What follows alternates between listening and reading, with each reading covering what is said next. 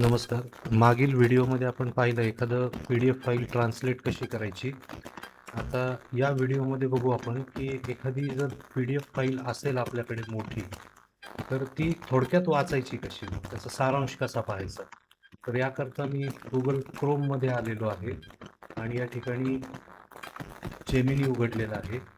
जेमिनीमध्ये new चॅटमध्ये या ठिकाणी मी मगाचंच judgement आहे ते. मगाचीच PDF फाईल आहे.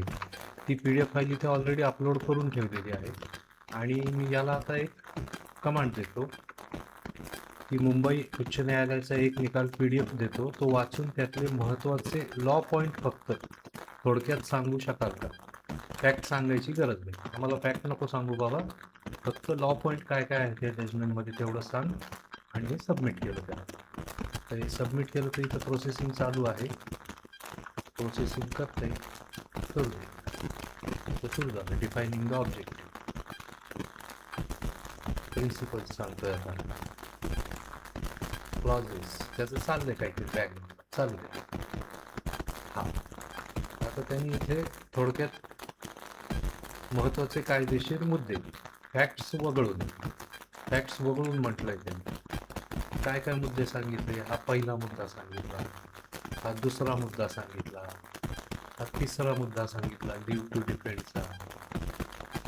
हा पुढचा मुद्दा सांगितलाय अनरजिस्टर्ड ॲग्रीमेंट असेल तर काय, आणि सिव्हिल कोर्टाची ज्युरिडिक्शन. या संदर्भात त्यांनी फक्त लॉ पॉईंट या जजमेंटमध्ये एवढे कव्हर झालेले आहेत. हे सांगितले काय, हे रामशंकर सिन्हा. आणि आपण या ठिकाणी रामशंकर सिन्हाचं हे जजमेंट जर उघडलं तर ही टोटल इथे पाहिलं तर 24 पानं आहेत.